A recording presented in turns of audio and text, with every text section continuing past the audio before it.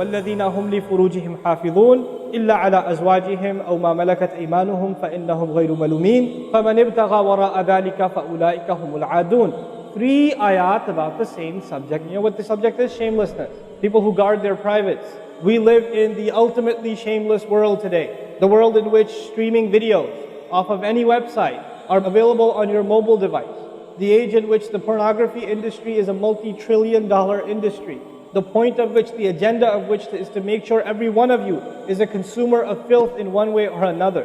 That every man, woman and child is exposed to this stuff, and they're hoping you are, so you become addicted to it, so you become yet another consumer. This is the gift of pornography to society. It's creating people, turning people into animals and perverts. And some of you unfortunately have that addiction. And you're watching this stuff online. And you're watching it and saving it on your apps and your mobile devices. And you don't feel bad about it anymore. You've justified it to yourself. And you feel bad about it once in a while, but you go back to it. And as a result, you think, oh, well, at least I'm not hurting anybody. At least I'm not doing it to anybody else. I'm just watching this stuff. It's okay. But you know what's happening to you? Inside, your soul is being just gutted. You have no soul left inside of you. So your prayers are empty and you can't even shed a tear in your salat because your heart is so devoid of the fear of Allah because of the filth you've been watching all this time. It's turned you from a human being into an animal. So you can't even look. A woman passes by and you see a piece of flesh walking by. You don't see a human being walking by that deserves respect. You check everybody out and everything out. You're constantly gawking and staring.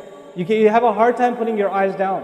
When you're on the subway, when you're on campus, when you're at work, you're walking down the street, you just can't help it. You see a billboard, you take a second look, you see a third look. You don't miss any opportunity to just violate your soul with your eyes. Addicted completely. And then you say, brother, how do I get khushu' and salat? What world are you living in? What world are you living in? Ayyuhal ikhwa, my brothers, specifically my brothers. And I know some sisters have this issue too. It's not a sad reality. This is a war. This is a war. This is more dangerous than any military war. This is the war that's destroying our souls. It's making its way into our home. It's making its way, if I want to protect my children from this stuff as much as possible. But when my child goes to school, and it doesn't matter if it's Islamic school, there's a very high statistical likelihood that someone, a friend, with their iPod, with their mobile device, will say, hey, look at this. It's a very realistic, thing nowadays. It's not far-fetched. And so I have to prepare my children for the filthy world that they're going to be brought up in. And there's no escape from this stuff anymore. There isn't. It's everywhere. It is everywhere. You have Islamic lectures followed up by, those YouTube puts those follow-up clips, and something will be filthy. Something will have to be filthy. And I don't think that's by accident.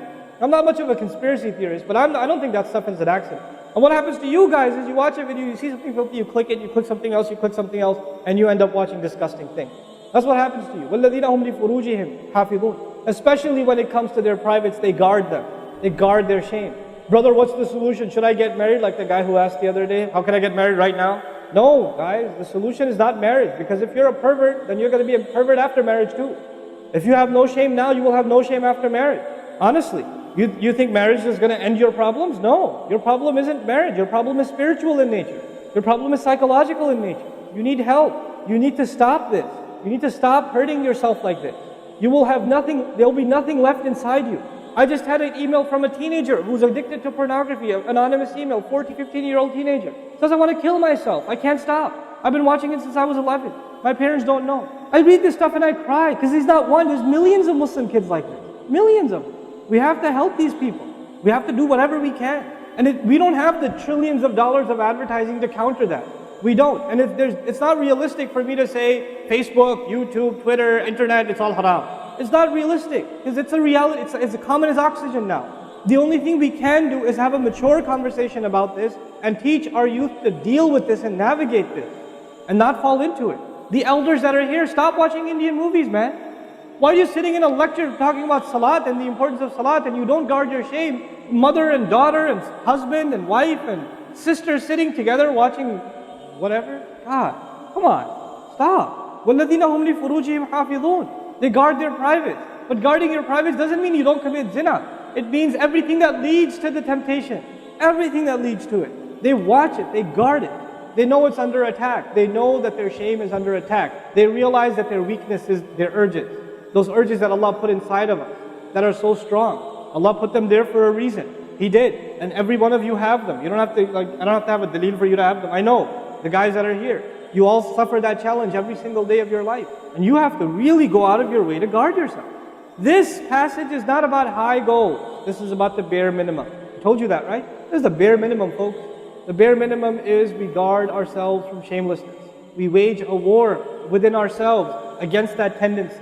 And I know some of you have tried to quit before and you go back. And you've tried to quit before and you go back again. And you go back again. And you keep falling into that trap. I know some of you have done that, and you're struggling with it. But don't give up on yourself. Don't give up on yourself. And whatever it takes, just don't be alone. Don't be by yourself. Be with good friends. Be outside. Study somewhere else. Go to the library and study. Go somewhere where other people are around. Because when you're by yourself, shaitan gets you. And if the fear of Allah isn't enough for you, at least the fear of other people will work for you. At least something's better than nothing. For those, I've said this in other talks before, for the parents here, if you have a computer in the house, please don't make it a laptop. Have a desktop in the house with a really big monitor. Get the biggest monitor you can find.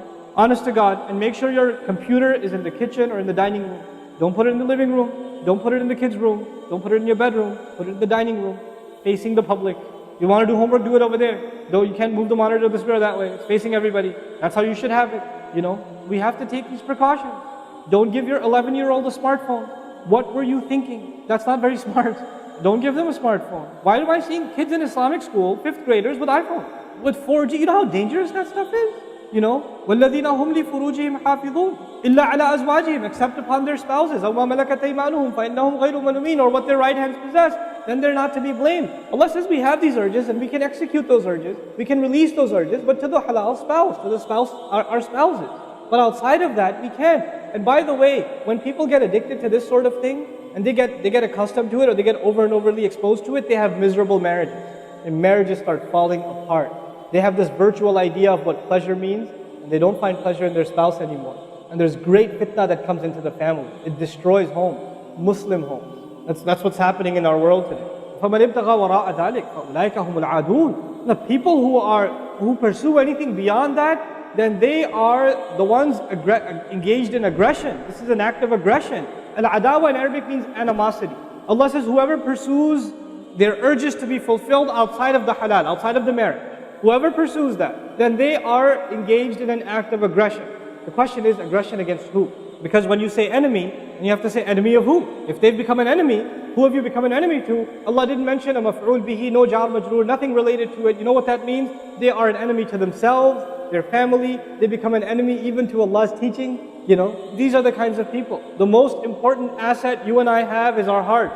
And this shamelessness destroys the heart. It destroys it. The most precious thing you and I have to preserve is our iman. And these filthy images are destroying your iman. They're tearing your iman apart. Don't let it happen to you.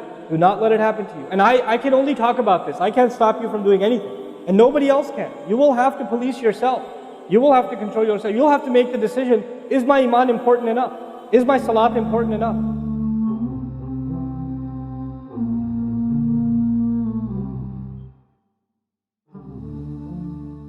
Are you tired of all these annoying ads on YouTube?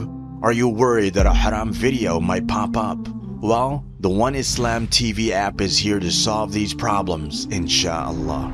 The One Islam TV app is 100% free of any ads and is safe to browse for your peace of mind. Watch or listen to lectures and lessons while you work, rest, or drive with your device switched off. Watch videos on demand or download videos and watch offline.